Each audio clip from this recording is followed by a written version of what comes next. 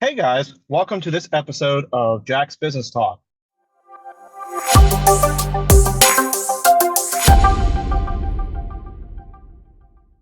And as we're talking about in the live stream, this is now Tuesday that we are releasing this video. And we have the one, the only uneducated economist. Man, thank you so much for inviting me onto your show tonight, man. I'm looking forward to having a conversation with you. I should be thanking you. I honestly, I joked about this like as I was starting back into the business channel. Just like, man, it'd be so cool to have Simon or Zuber because I always kind of looked up to your channels and what you guys do and stuff. It's like it's so cool to have them on my channel. It's like I'll never get big enough to get recognized. So thank you for completing half of that. Well, absolutely, man. No problem at all. I mean, I'm looking forward to it. And, if you keep sticking to it, you never know what'll happen and see how your channel will grow. So, So I kind of have the question situated. I'm only going to leave the light on as I'm reading. okay, Situate from like easier, and we'll get into more economic stuff as we go along. So sure. first one is, what's your favorite thing that happened to you in Vegas? My favorite thing that happened to me in Vegas, like as far as going to Vegas, I've been to several trips. Zuber's trips, I've been to a couple of those, and then I went to the Silver Symposium. And I would have to say the Silver Symposium trip, I got to meet G. Edward Griffin. And that was something that I really looked forward to because he was very instrumental in changing the way that I viewed not only the economy, but looking at money and looking at the Federal Reserve. And so being able to sit down, have a conversation, have lunch with them, and be able to be in that energy of experiencing G. Edward Griffin in there in Vegas, that was quite fun. So I guess if there was one memorable thing, it would be meeting G. Edward Griffin. So,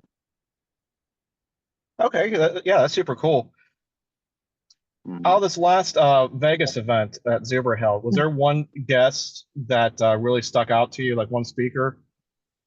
I would have to give it to Millennial Mike. I thought he had a great stage presence. And, that's one of the things as, being somebody who is not necessarily new to the stage, but new to the stage in this fashion of being able to get up and do a presentation or talk about economics or something.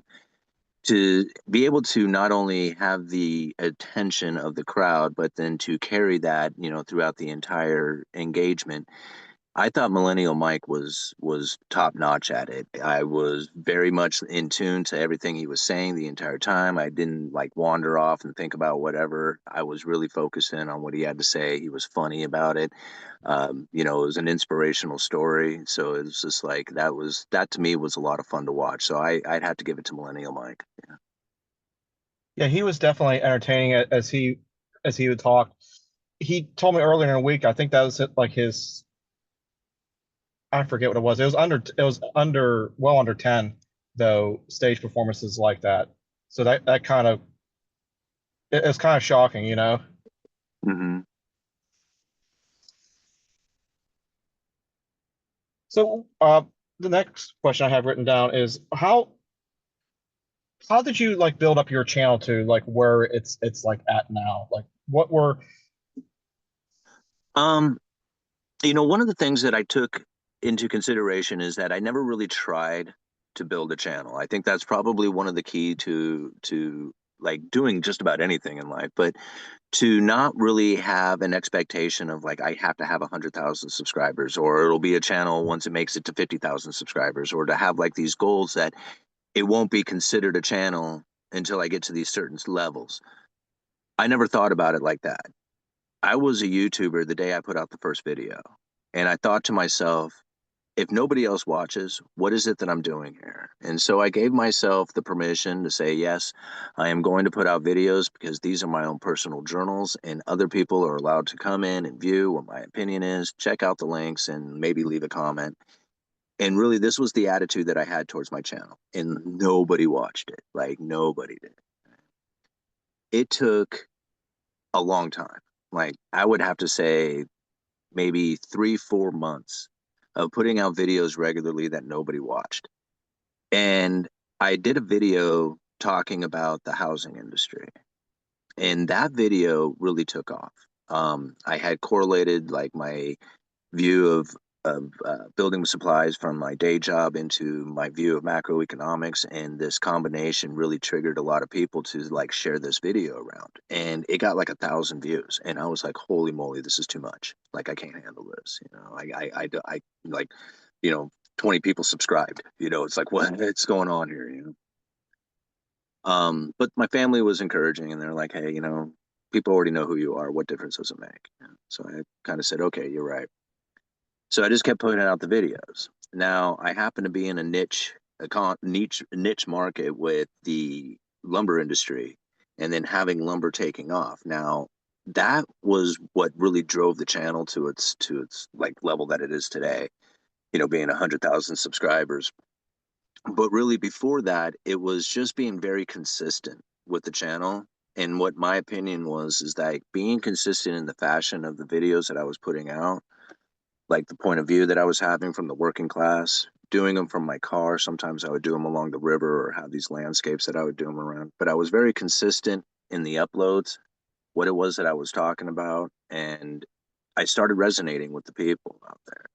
That resonating with the people is really what got it shared with a lot of other people who were, like-minded and similar-minded, sharing this video around.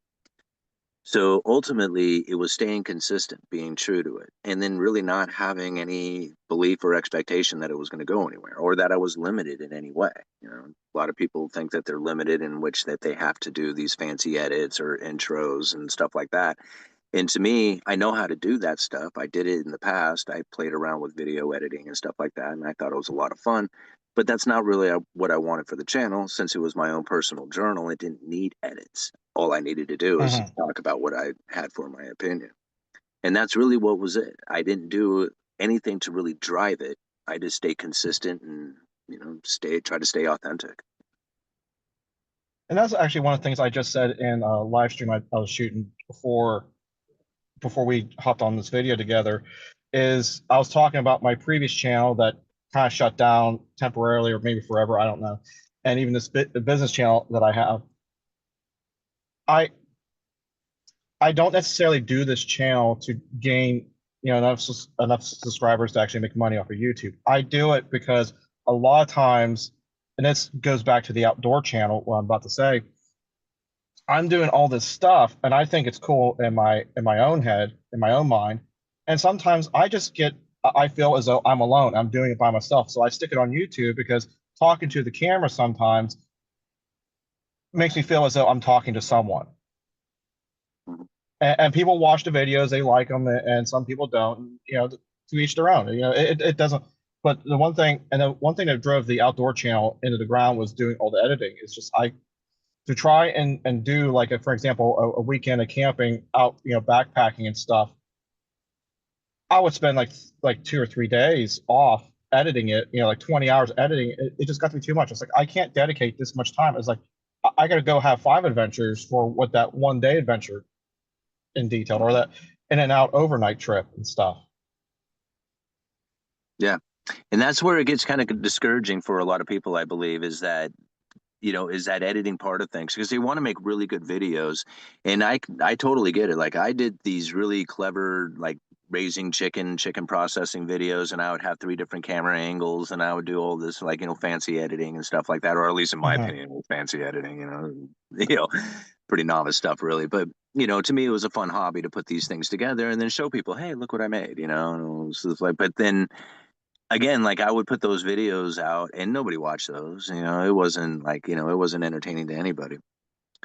If you really have a passion and a want and a desire to make videos by doing video editing because that's a fun hobby for you, then it makes it a whole lot easier to make those kind of videos, right? Yeah. Now, me, I thought it was a fun hobby, but I didn't have time to do stuff like that when it comes to the videos that I was making. So I just like, my major problem was in the early days is that I wouldn't accept the video that I did. And so I'd redo it over and over and over and over again. So I'd end up spending 2 or 3 hours making a 10-minute video anyway. Yeah. And then Well, I think. Sorry. Go ahead. go ahead. I was gonna say. I think honestly, I needed the outdoor channel to fail so I could be better at the business channel. So I just wouldn't edit stuff. Yeah. Right. Well, Um, that might be what was driving, I was just like, I mean, everybody has like, something that they're really going to be driven to do. And, other things, like, although you'd want them in your life or you think it would be a lot of fun, you know what it is that you need to do. And sometimes it's like, letting go of one thing that you think is, fun and enjoyable in order to, make the business thing happen, which yeah, in turn is going to be fun and enjoyable in itself. yeah. I mean, I'm enjoying it. I mean, I'm doing lives. I like. I don't think it really matter. I like both things, but it's just right now, as you're working towards financial freedom and stuff, the business to me is more important. And I can kind of see this switching around. Like once I get to financial freedom, only doing like maybe a live and a video a week, and switching back to the outdoor channel and reviving that. It might take me a Yeah. week to figure out my password. Right?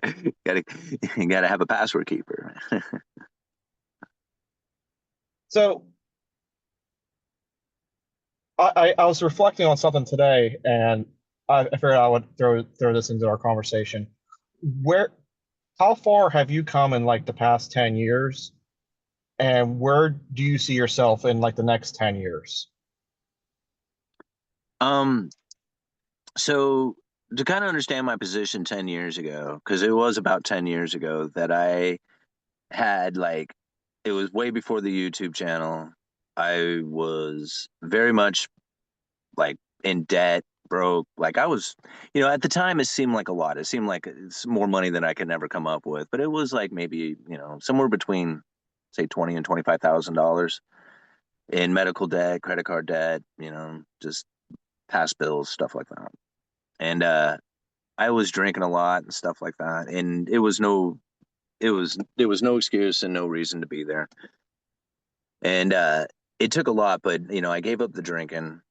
There was a big process inside of that, and so when it comes to like where I was in like nothing to be admired or even looked at, like broken down cars, old stuff, like typical broke ass dude, right? I mean, I was a nice guy. I wasn't like a pain in the ass or anything like that, but I didn't have anything going on and didn't have any real expectations that I was ever going to have anything going on. So when I quit drinking and I started like focusing in on paying off debt, it was hard. Like, $25,000 in debt, and I'm taking like a $20 bill down to my bank to put it on my credit card to try and pay off debt. Like, it was like it just seemed like I didn't even like why was I even trying to do this? But it's kind of interesting, something that happens when you stop taking on more debt and you start paying off your debt. And even if you're taking like $20 down, all of a sudden it seems like money comes to you in a way that is giving you the ability to pay that debt off. It's almost like the universe is answering your demands of like, hey, I need to get out of this stuff. And then pretty soon it's just like you're not taking on as much debt. You're not spending your money on, coffee or, something at the, going out to eat or whatever. Well, this is the lifestyle that I ended up switching into. Well, when that happened, the YouTube channel kicked into gear. So now here it is. I'm getting out of debt and I'm starting to get YouTube revenue coming in. And it was pretty low at first. Like the first couple of years of doing YouTube, you don't really make any money out of it. I mean, it takes a couple of years even to get to the point that you can make money, and then it takes a couple of more years of doing that before you really start even making any kind of decent money at it. At least it was for me. Some people take off like a rocket ship, but for me, it took a while before it really started producing anything that you could call significant. But when that started to happen, it was like almost instantly I was out of debt and I had all this money rolling in. And I'm like, holy crap. So I started like paying off family, you know, student loans and stuff like that. So nobody had any debts, no credit cards, and I was stacking up a bunch of cash. This got me to the point that I had enough money to put down on a house here in one of the most expensive places in the entire nation. I didn't know it at the time, but it was quite expensive to try and buy a house here, and I was able to put that money down. Since then, I've also built up like, a decent savings account as far as, stock portfolios and Bitcoins and gold and silver positions and stuff like that. So I've completely like changed my life around over the last 10 years. But it didn't happen overnight. Like it was, It was a slow process. And getting through the drinking part of things, I think that was probably the toughest part. Like getting through the problem with that is that when you're giving up drinking, you then realize why it was that you were drinking in the first place, and then you realize, okay, great, so I have a bunch of mental issues that I got to deal with that was probably keeping me depressed and why I wasn't making any money or doing anything in my life to begin with. So once I figured that part out, it was kind of easy to just do the next right thing. You just start chasing excellence, don't chase pleasure, and things start lining up for you. And it wasn't like hard to do it. It was time, and it did take a while, but from now, I'm thinking if as long as I continue to do what it is that I see myself doing, I'm going to be able to raise my family up. It's going to take probably another 10 years.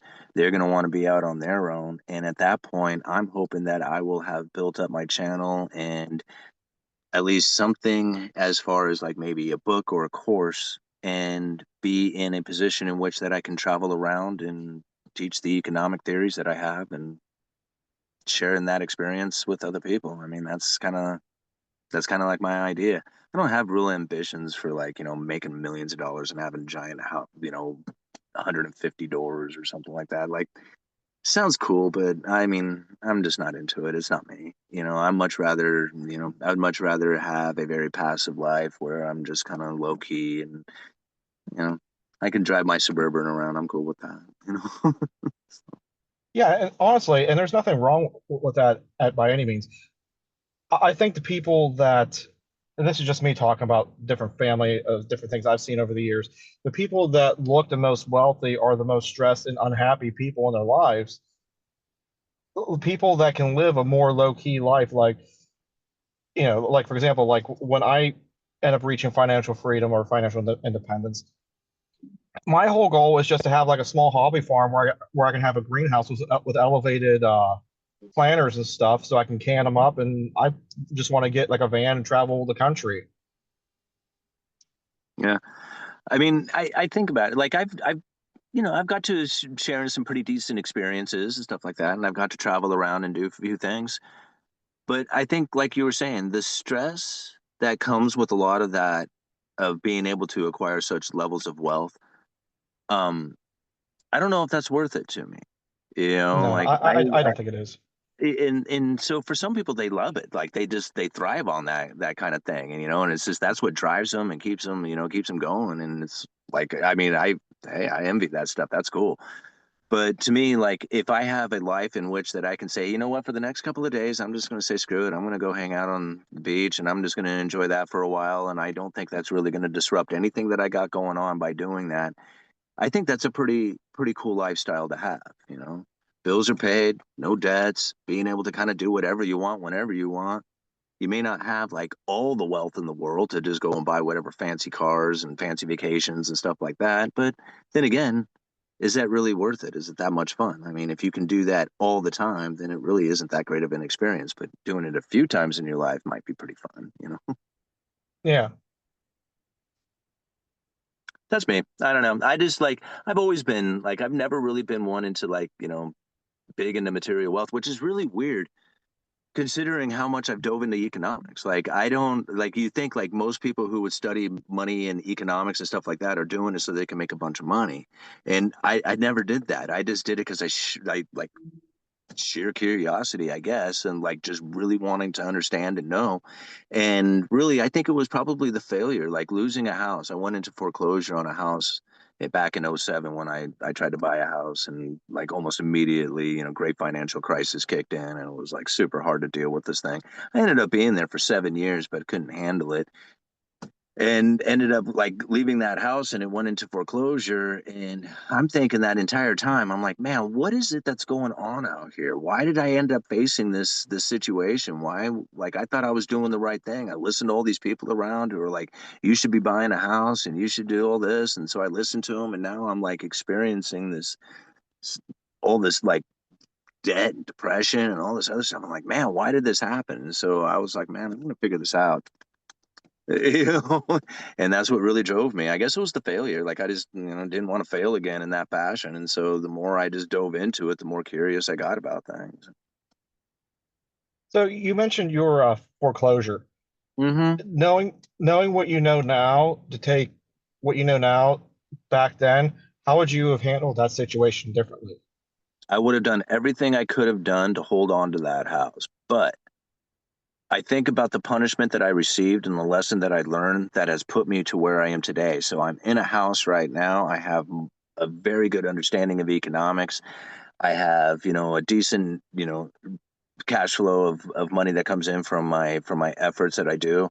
And I'm thinking to myself, none of that would have existed had I made the right decisions back then and held on to that house, because I never would have tried to go figure things out like I did. I mean, I might have, but I don't think I would have done it to the level that I have. I think it was literally experiencing the pain of it that brought me to where I am today.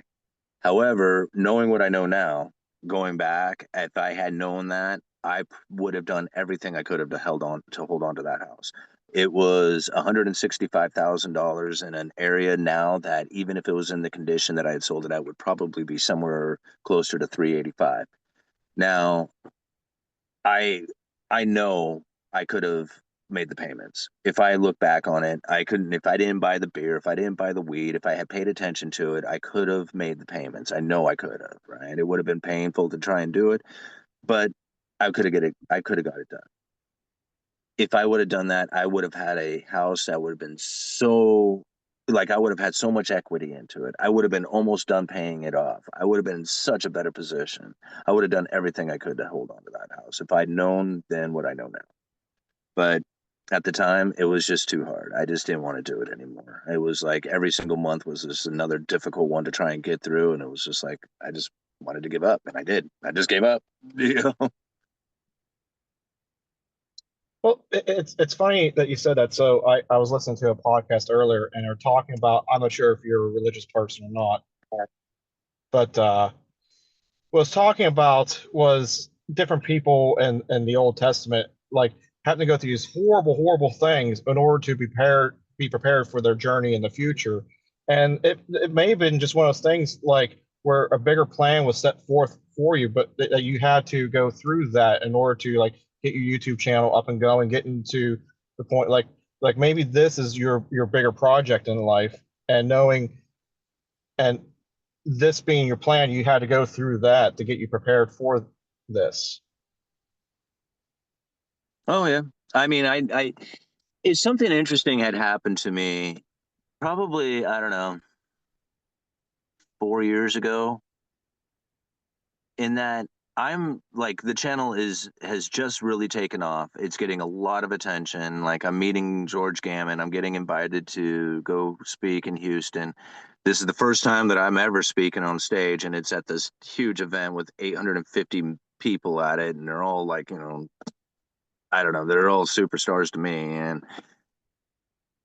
And I thought to myself, how in the world did I get here? And honestly, the only feeling that I could have that I could describe, and I even said it a few times on my channel at the time, is it felt like something else had a hold of me and was shoving me forward.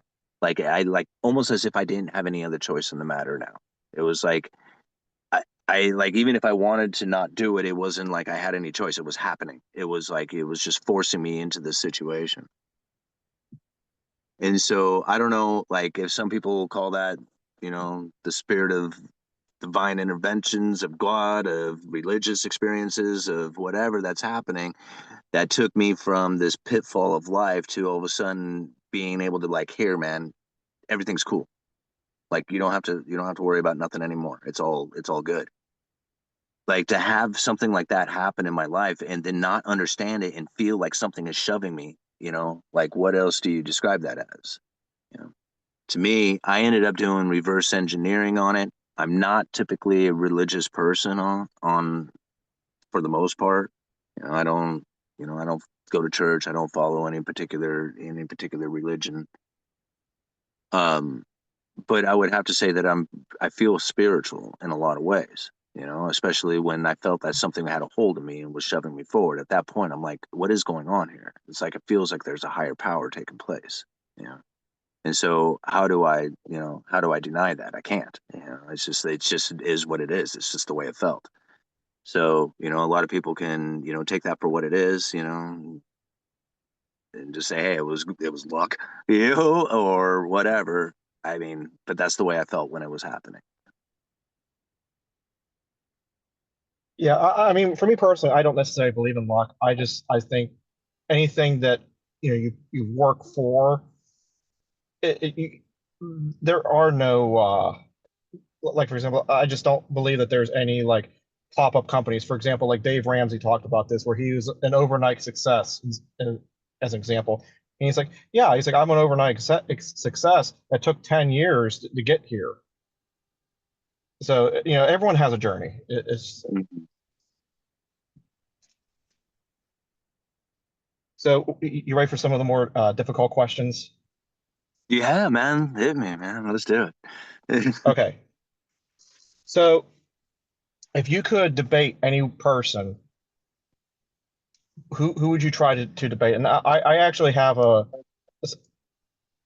I actually, if you want a second to think about it, I have a comment on someone I'd like to see you go up against too.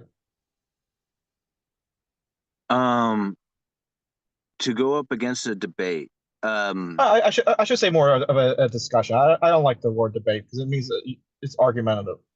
um,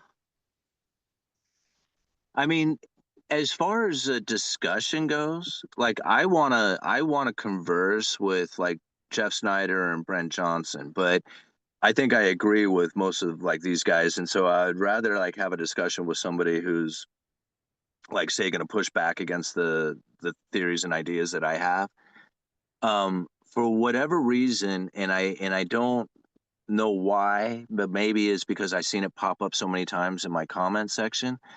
But Daniel DiMartino Booth seems to come up a lot as far as somebody that I should debate, right? And I think it would just be awesome to meet her. Like I would just that would be another one of my like, oh man, that is so cool. But for some reason, like she comes up as somebody that to debate. I don't think I necessarily would want to debate Daniel DiMartino Booth in that fashion. I would like to have a discussion with her, but it would be fun to do a debate too. I would love to converse just straight up with Jerome Powell to see if I could get him to admit particular parts of the credible threat theory. Right?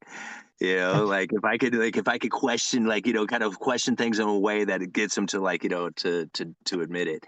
That I think that would be a lot of fun. So I don't know. Let me see. Like who would be like the number one? Um,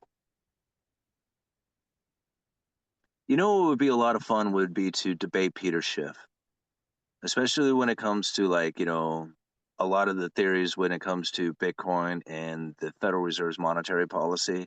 I think it would be neat to have a conversation with him that might be there. He'd probably tear me apart, but I still think that would be a lot of fun. Yeah, those will all be cool. I think they're a lot cooler than the one person I'd like to see you have a discussion with. Yeah. Who do you got? Uh, I'd like to see you have a discussion with Anna Kelly. I'm not sure if you're familiar with her at all. Mm-mm. She's on Zuber's channel a lot, but I'd like to see you have a discussion with her and with Zuber as the moderator because I don't think she's heard like the credible threat and all the theories that you have, and I would be curious to see what she would say to that. And she kind of like talks around it, like, but I don't think she has quite come the whole Yeah. way. And the other thing is too, I think she would also have different opinions too. Perfect. What is her background? She what used to be in banking, the banking industry. She did Perfect. something down in Texas, and then she moved up to PA, and then she started investing in real estate and house hacking, and yeah, she was had something to do with managing money of some sort with the banking industry. Perfect. I would love it. Set it up, man. Get with Zuber and see if we can get it done. I'll shoot him a message to see what happens. I'd Yeah, like to I see him might be the too. moderator. Yeah. We should give him a little clip of this right here, this video, and send it to him. You know what? I can edit it and shoot it to him. Yeah. So I just want to cross something out real quick. Sure. So we both talked about on both of our channels. You've talked about it, and I've talked about it on my channel, and we've used different reasonings for this. And what so since the U.S. cannot go back into the Industrial Revolution, like we both talked about that on both of our channels. So there's what are your thoughts on as far as using AI and robotics? It's not going to completely bring us back to the 1950s, obviously, but is it something that is meaningful that could take care of us in a situation of like a World War III type of scenario, or is that even too much of a pipe dream to even try to comprehend and pull off successfully? Um, I mean, you can really let the imagination roll when it comes to stuff, but I look at technology as a good thing, no matter what it is. Like a lot of times we end up looking at technology saying, "Now this is going to take our jobs from us and it's going to make it difficult." But really, most technologies are developed to make conveniences happen, not to restrict us, not to, push us down. It makes things easier and faster, it just makes things more convenient. So when I think about like the returning of like manufacturing or something like that back to the United States, I can see where there's a lot of like hope for something of this nature. And when you include, say, the idea of AI and robotics, and you take the human element out of it, and you don't have to have like all this like high labor cost, and therefore you can produce. I say like as long as the technology is fresh, right, then you might have a little bit of an advantage. But ultimately, when the technology is just as capable to put anywhere on the planet, then it's going to come down to who has the cheaper electricity, who has cheaper environment.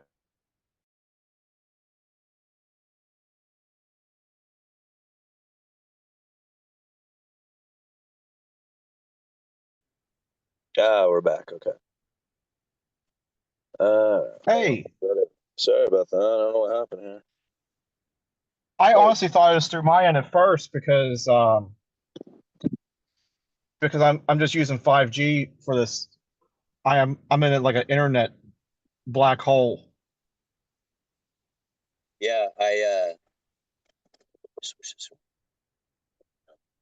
yeah. I don't know. Like, I think I was hooked up to my Wi-Fi, which is right there, so I just turned that part off. So now I'm regular service here. So anyway, I forgot where I was at. What was I talking about? You were talking Oh, about yeah. So what it comes down to is the manufacturing here. And this, I mean, I think like I said in the earlier days, it's probably going to be quite profitable and people are going to be like proving like, hey, look how awesome this is. But eventually the technology and the capabilities will bleed out to the cheaper, more efficient places to produce where the electricity or the energy costs are cheaper, when the environmental impact is, less taxed or whatever. And then it will come down to transportation and how that gets there. So I mean, just like any kind of industry, when it's fresh and new, then it's probably doing pretty well. I mean, not to, bring up a totally unrelatable one, but it's the cannabis industry that I experienced here in Oregon when people were quite excited when it first fired up. And I said, you guys in the earlier days are probably going to do quite well. But then once the market is flooded, it's going to be over. And all these people who invested all this time, effort, and energy into producing all this weed are going to find that there's an abundance of it and there's just simply no need for it. And that's essentially what ended up happening. Now, I'm not saying that same thing is going to happen with an AI kind of application that's going to happen, but I do see where there is going to be limitations to it, right? Again, like just some of the things that we were talking about. yeah, and to add to that, I mean, you can look at my area, Pittsburgh. We're known as the steel empire, and you can buy just as good steel from China now for a half or even a third of the price and have it shipped here versus having it poured here in Pittsburgh because they've gotten it's only the new developments in different metals and stuff that actually make a difference. And again, like you're saying, it's new and improved stuff, but how long is it going to take to get into its in the cheaper labor market? Because you're going to have people that are working for a lot less. And that's really what it comes down to. I mean, it's not, and that's what I think is like kind of sad and hurtful for a lot of people who take a lot of pride in what it is that they do, especially here in the United States. We build good quality stuff. Like, I mean, we Hmm. build some of the greatest stuff in the entire world, like the highest quality things. But that's essentially the problem, is that we have to build the best stuff in the entire world better than anybody else can ever do it, because competing against everybody else is very difficult. Trying to compete on a level where we have like good manufacturing jobs is just not something that we have like in the cards for us anymore. And so I think Yeah. that's like a painful experience for a lot of people who want to take pride in the fact that they build good stuff here in the United States. And I agree, like I would want to feel that way too. But then I also have to take, the understanding that, there's an issue with the separation between the rich and the poor and the luxurious experiences and the foreign production that's going to, outcompete everything that you do.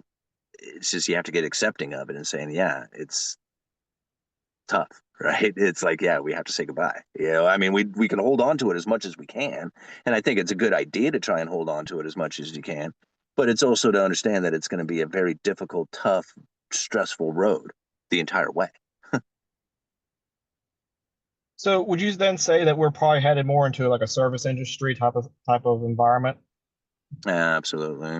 I mean, it's going to be service industries, and ultimately, it's going to be a consumption nation. I mean, that's really what we are anyway. We buy stuff from foreign producers and then we sell it to each other.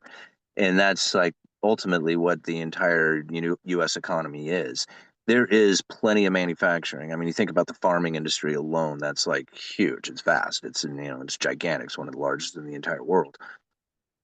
But it's also not really representative of the rest of the United States, where essentially everybody is trying to either provide a service or provide a product, not one that they have made to other people.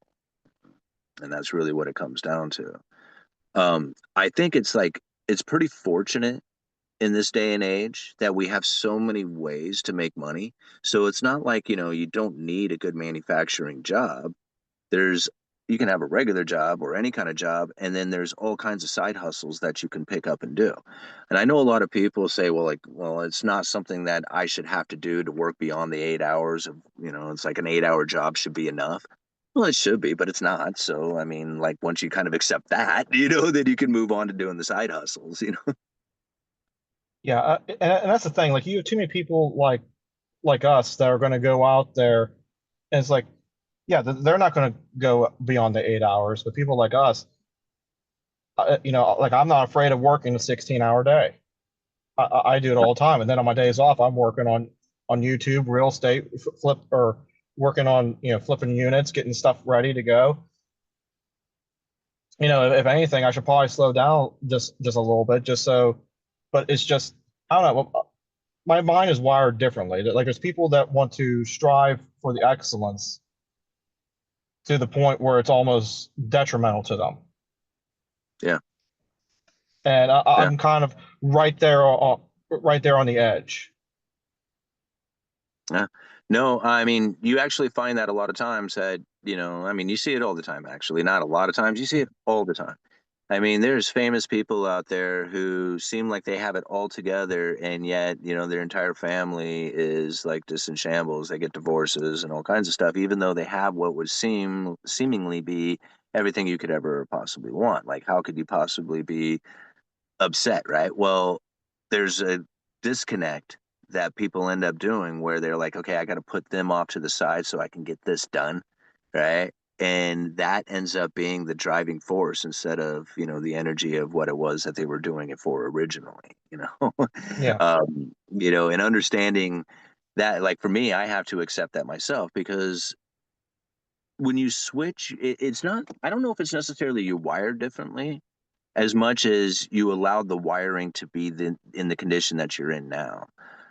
Like prior 10 years ago, I would have said, yeah, people are just wired differently. But then I kind of think the same way that I used to.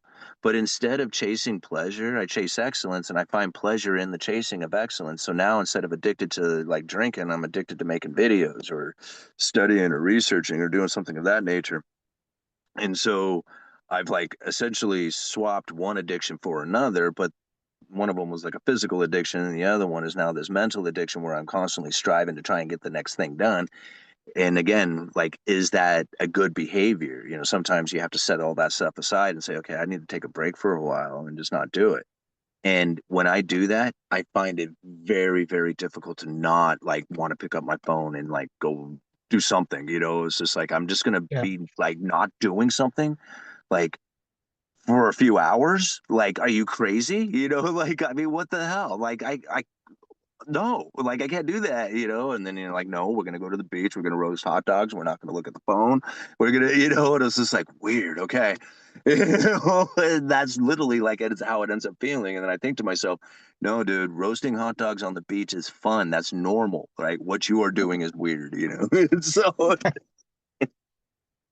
Well, yeah, what do you I recommend? have the same thing that happens to me all the time. I'll be like, you know, like Cynthia pointed out to me earlier this week, and she was like, "You're doing all this stuff, and we didn't get to do this, and we didn't get to do this, and we didn't get to do this." I was like, "Oh yeah, that's normal." And then she's like, "And here you are with your phone in your hand again." And she's like, "And what are you doing?" I was like, replying to comments on the YouTube channel. She's like, "Of course you are." Yeah.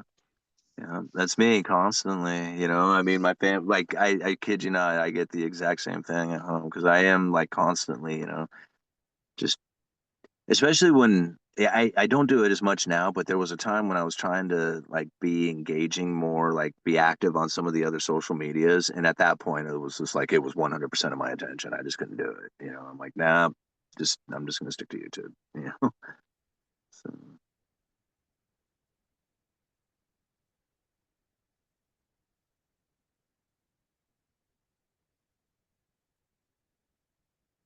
So I mentioned before that I like to remodel my own units and stuff.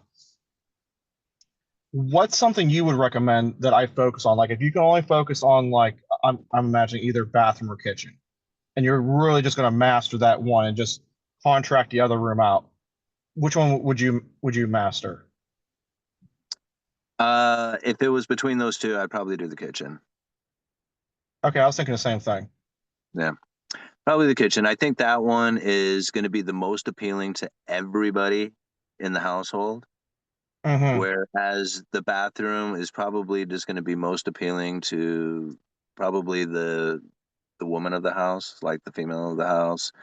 Guys, they just need a toilet and a sink and they're good. But for the most part, like they really like to decorate the bathrooms and make those look nice and stuff like that. Whereas the kitchen, everybody wants to be involved in that part of things. So, Yeah, I mean, that's what I found anyway. yeah, I agree with you. And the other reason why I was thinking kitchen too is just because of the simple fact that I tend to be a little bit too nitpicky on contractors and stuff. Where it's like the bathroom, it's like there's too many things that can go wrong. Like I'd rather call them up and be like, "Hey, this isn't working right," versus being like, "Oh, I gotta go redo all this again." Where the kitchen is kind of like they're kind of, I don't want to say they're bulletproof and you can't screw them up. They're harder to screw up.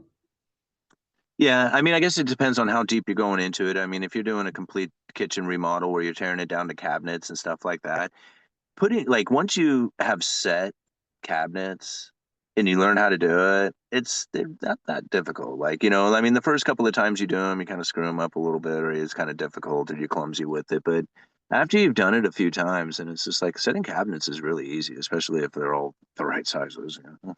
So, in that sense, like that's the majority of it. Then setting counters and backsplashes and appliances and stuff like that. I mean, really it's just pieces. They all just go together. But I can understand, like in the bathroom, especially if you're doing a lot of tile work and it's getting into fancy tile works and stuff like that, having a professional come in and do that. Because if you screw up anything beyond that and you have to tear that tile work out, I mean, holy crap. And you're right, leaving that up to somebody else's liability, way better. Yeah. But yeah, I And mean, that's my opinion on it, I guess. Yeah. the only other thing I have is this is the only other question. If you feel like asking me questions or whatever afterwards. So for you, and there's no wrong answer for you. This is just your opinion. If there was no more like lumber yard or like lumber was completely just gone, like you couldn't sell lumber anymore, what would be what would you switch or pivot into for sales? Oh, I just remember there's another question I had for you, and for some reason it's not on that paper. Okay, no problem. Well, we can ask it again. I mean, what would I do if I wasn't selling lumber? Yeah. Um, I don't know. I've done lumber sales, like as far as building supply sales, pretty much my entire life. Like this is what I've done. I did go for a while, a good 10 years, building houses, doing construction work. So having those two kind of understandings is really what, elevated me in my sales at the lumber yard because I could just talk the talk and just understood it so well. Um, if I wasn't doing that, I think I would really end up focusing in a lot on myself and promoting the Uneducated Economist and trying to do more as far as like providing a product that people could buy off of me, whether it's a book or a course or something. I'd probably end up pursuing that a lot more. I would love to be able to travel around doing speaking engagements, like to say do one or two of those things the type of things a month where I'm promoting my stuff. I mean, to me, that seems like it's just like the ultimate dream. Now, at this exact moment, I don't really want to do that because I'd rather be home with my family and having my family do family things and family experiences and, having the things at the school, the school activities and stuff like that. And I want to be there for my kid, and I don't want to miss that. So to me, like I don't really want to do that right now. I want to, work my day job, get my health insurance, work on a 401k, have access to cheap building supplies as I get an employee discount, continue to do my YouTube channel. Like this is it. This is what I want to do. And I mean, I would like, I mean, like anybody, I mean, I would love to be making more money, but I don't want to do it at a compromising of the time that trying to have with my family because ultimately that's what I want is time with them. And if I have my bills paid and then I can have as much time as I want with them, I don't want to screw that up. Like, not Yeah. yet, like I will screw it up later, like let's go and try something different later. But right now, I mean, there's nothing else that would make it better. Like this is the better, in my opinion. Like it could be better. There's always things that could be better, but like this ain't bad, this is good. I think it's amazing that not everyone can recognize what it is that they want out of life and not lose sight of it. And like we're talking about before, just going straight for excellence all the time. And like you figured out the balance of work and life and family and all that. Yeah, it ain't easy. It's like, you talk about it, but not always do you succeed in doing that. Like I mean, like everybody, you kind of screw it up. And it's like, man, I need to spend more time with my family. It's like, ah, man, YouTube's falling behind. Oh, shit, this thing over there. Like you got these plates that are constantly spinning. And Hmm. you're never gonna have them like like, oh, look at this, man, I'm so good at this, all these billions of places to spin all the time. It's like, no, of course not. They're falling and their shit's crashing. You're like, ah, crap, this thing's going on. There's always something happening. And so it's like, but you just do the best you can, and that's really something to recognize. Like I was saying, it's just like, yeah, what do you want in life? I mean, I thought about it a long time ago. It was just like I was sitting there looking at, sitting on the foot of my bed, looking down at my feet, thinking, man, what is it that you really want in your life? And I was just like, man, it would just be nice to just be able to pay my bills on time. That's it. Like, if I could just have that, that would be cool, because I didn't have that and it was just so hard to do anything. So once that was occurred, or once I was able to do that, I'm like, it is as cool as I thought. So, yeah. After that, it was just like, man, look at all these wonderful experiences going and speaking at Zuber's conference or the Rebel Capitalist, or the Silver Symposium, and all the wonderful people I've been meeting.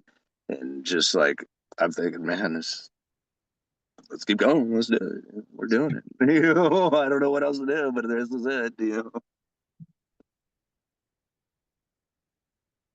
All right. Well, I think you answered all my questions that I've had. Is there anything else you like? Oh, there's one thing I wanted to mention to you, Yeah.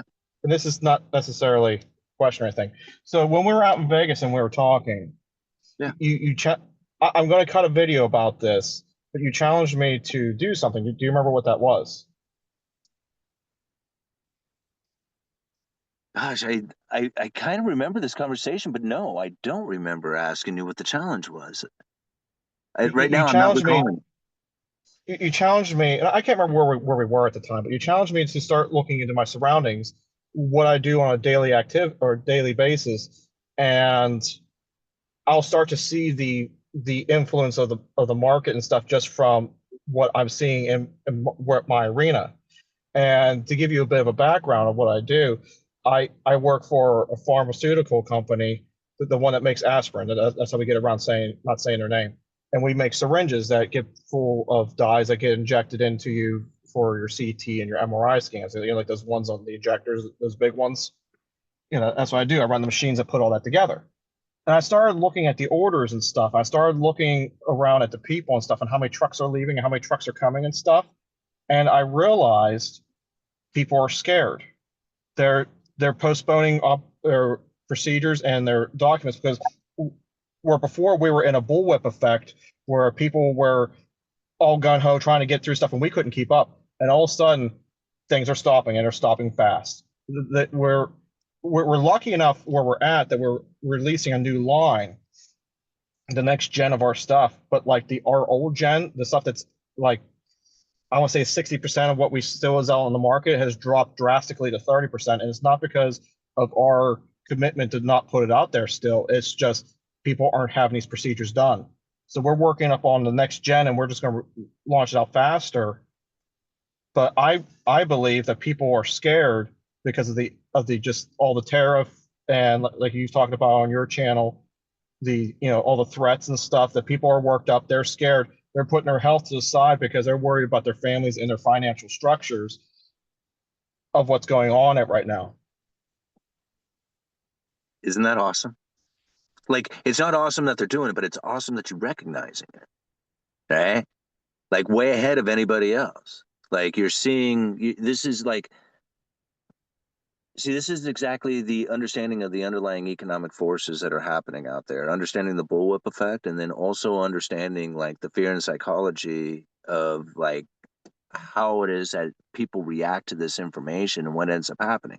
People postpone on their surgery, like, oh man, I don't want to spend the money on it. I don't want to like, be in, maybe a compromised position or something like that when all of a sudden there's this chaos that comes from it. And you're recognizing how it is that these particular supplies, which would normally be going to that procedures, seeing that fall is absolutely way ahead of the game of anybody else out there. You think about it, like at some point, this is going to start impacting the medical markets at some, like, obviously there's going to be a loss of revenue if people aren't getting the procedures, right? And so you Mm-hmm. can see how this is going to start bleeding into other parts of that industries. Yeah, this will affect us in the medical field just as bad, if not potentially worse than what COVID did, where they're like we're stacking product, like we had warehouse after warehouse after warehouse filled with our stuff. And my Wait a minute, belief you're saying is like this is worse than COVID was for you? it might be getting it not yet, but I could see it getting worse than COVID because we never fully came back from COVID. So what we're going to be paying the storage in the warehouses and stuff could be worse, and they might have to pull out what we did. I don't know what it was back when I first started a decade ago, what that would have been, but back then they were in such there were something else going on at that time where they couldn't afford to like they were actually building warehouses and they couldn't build them fast enough to store our products. They actually rented ships just to float out in the ocean. And had them stored out on ships? Yeah, Yeah. yeah. They had, I think it was like 4 million batches, which each batch has what would it be? 1.6 billion, if I'm doing my math right, syringes, and just Wow. I can't even fathom how many cargo ships that would have been. Wow. Yeah, it's pretty incredible to think about. I mean, once you see it, once you start recognizing it, man, it's just like it all of a sudden, like you start thinking about it in a different way. Like I imagine that most of the people you work with, unless they're really into economics, probably don't see it like you're seeing it right now. There's one person out of the like the 100 people I work with that is kind of almost seeing it the same way. And it's funny because I started talking about some of the terminology that you use that like that I always butcher the name. The can't there's a Cantillon? Cantillon? Yeah. Yeah, Cantillon essay and some of the other stuff you talked about. And he's like, "Oh yeah, yeah, that makes sense." I explained to him just vaguely, briefly what it is. And he mentioned to me one day, he's like, "I'm just curious." He's like, "Do you watch Uneducated Economist?" Did he really find it? Did he really stumble across it? That's so Yeah, he funny. stumbled across it. He's like, "I just stumbled across it like a week or two ago." And he's like, "Everything you've been saying," he's like, he says. I was like, "Yeah." That's where I got it. That's cool, man. That's right on. I mean, I love the theory. I love the theories that I came up with. The five economic theories. The Cantillon effect, which a lot of people say Cantillon, right? Because it has a couple of L's in there, but it's in French name, so it's Cantillon. But it's spelled like Cantillon or something like that. But the Cantillon effect, bullwhip effect, Triffin's dilemma, and Gresham's law, like those four economic theories, once you have internalized those four, like you can explain what they are and then maybe give examples of them taking place in history. If you study it enough and you're able to do that, you've internalized that. You will, like those four, you will see it happening all over the place. Like to me, I can't help it. Like I'll be sitting at the grocery market and my wife will be grocery shopping and I'll be looking around at every single person who's in there to see like how old they are, whether they have kids with them, what they got in their baskets, just like how they're dressed, all the stuff. And I just kind of start putting all these pieces together and what it is that I'm recognizing. And it's kind of funny because it's not like I'm using every single piece of what I find as evidence. It's everything around me is evidence as it is. And it's just like it Mhm. presents itself and I just get this, I just see it. It's just, I can't help it. I'm driving down the road and I'm like, man, I saw four dealer plates go by as on my way to work today. That's a lot. That's more than I normally see. It's just like I'm thinking about how many new cars are moving. It's like always. Like I I don't got have anything that isn't an economic view. I got a perfect example of that, and I mentioned this earlier of what you just said. Because of the tariffs and people freaking out, being like, "We only got 90 days or 120 days." I forget what it is until the tariffs kick in. And Cynthia is out going. She's like, "I have to go buy a Ford Ranger." My parents just bought a Ford Ranger, and I'm just like, I was like, "Listen, sell me your beaters." Right? Yeah. Yeah. Give me the beaters. You go by the. Yeah, and well, it's kind of interesting because I'm hearing a lot about the tariffs. Like I even have customers who are coming to me and asking me about tariffs on lumber and have I seen anything going up? And it was just like, no, not really. Like, I mean, some stuff has gone up, but it's not necessarily maybe tariffs or possibly, but it's not like all this stuff that we're getting all of a sudden has like this tariff number going to it. Like, in fact, everything I see is normal price. It's all the same. Right? Hmm.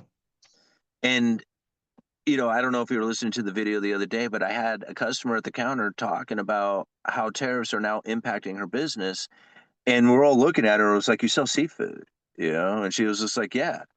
And it was just like, how could tariffs possibly be impacting? I mean, the only way, like, we're not where I live, we do not import seafood. We export seafood. That's like, Yeah, we're like, yeah, we're a seafood hub here.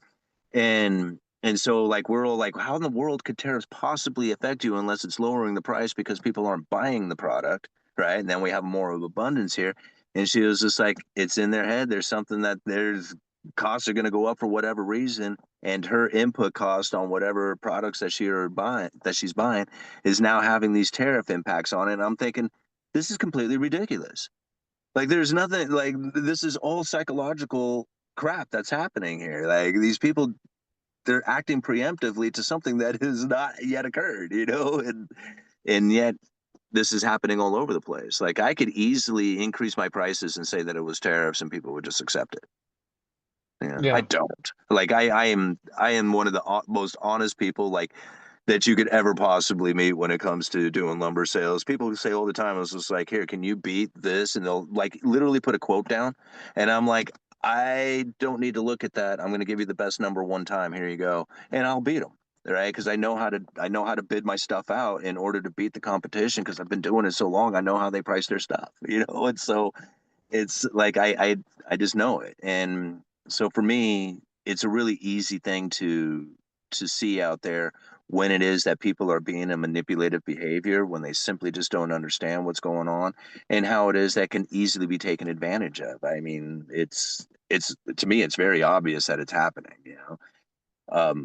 Just simply, like I said, I could just increase my bids on my, say, hey, it's tariff impacts. All right, there you go, you know, and people would be like, okay, yeah, you're right, and they would just Yeah. accept it. Well, so, something that happened after I got back from Vegas, me and Cynthia were sitting in Panera, and they're still preaching about the egg prices, the egg prices, the egg prices. Uh-huh. And I'm drinking my coffee, I'm watching all these people, and like it's towards the end of the night, and like I'm sure you've been to a Panera or something like a Panera, and usually at the end of the night, you know, if they make everything from scratch and fresh, it's usually wiped out. It was still half full. And I walked up to the counter and was like, "Hey, have your prices increased by chance by the egg prices?" They said, "No, not really. Just a normal inflation of based upon stuff, but not because of the egg prices." And I said, "Oh, how come all this stuff is still here then?" And they're like, "Because everyone thinks that the egg prices have made our prices go up, and this was like a, you know, not the cheapest thing out there. So now they're going for cheap, which now they are now paying." And like this person, the manager I just had to talk to was smart. Like they actually saw what was going on. They said they're now going to the cheaper restaurants, which raise their prices now. That actually now cost more than what we charge. So they're going to McDonald's thinking it's cheaper than coming here. Hmm. Yeah, yeah, you know, thinking like McDonald's is the cheapest place you could go to or something. Yeah, and this is the unfortunate, you know, this is the unfortunate part of like, you know, the propaganda machine that is used. Like I look at it and you know, we could dive into it now if you like, but it'll get pretty deep. But to me, when I look at like the idea of the credible threat theory in which that they are trying to push an elevated inflation expectation, it worked. It's so working. It's like to Mm-hmm. me, I look around and everybody has elevated inflation expectation, yet not a single person can tell me what it is that has happened. All right. Like all these exemptions, all these workarounds, all this flexibility, all these postponements, all this stuff that's happening. Not a single person can tell me what it is that's really taken place yet, but they can tell me all the threats of what's going to happen, which definitely is going to impact their decision making. So it's working. It's totally working. Yeah. Yeah. Yeah, and you're not going to outdo the media, and that's the sad truth. And even like I don't know how to explain it without using her name, but like Cynthia loves to listen to political talk shows, okay? And I'll just let you use your imagination because they're all the same. But she's on the right, so pick anyone, any of the talk shows on the right. Just it doesn't matter, whichever one. And they go into their deep, like I found out what happened with insert latest and greatest talk. They're all saying the same stuff. Doesn't matter, right, left, up, down. It's all the same stuff. I Oh know the yeah. truth behind this person. Who cares? You know, here's the thing that I find like really interesting about the media, and if it's not guided and it's really like free and independent, when Biden was finally out of the game when he was like, "Hey, I'm not gonna run. I'm just gonna basically back out of this whole race and all that other stuff." He disappeared. Like he was Mm-hmm. gone. Like that dude disappeared. He was no longer on the media whatsoever, not mumbling, not doing anything, whatever it was that was going on. And I'm like, he is still president, right? I mean, Yeah. he's still Yeah. leader of the country. He still holds this position. He's supposed to be out here doing this thing, whether he sucks at it or not. That's his job. Right. And he is gone. Who made the decision to not put him on? Did he make the decision not to talk on TV anymore? Or was it somebody else's decision for the president not to talk on TV anymore?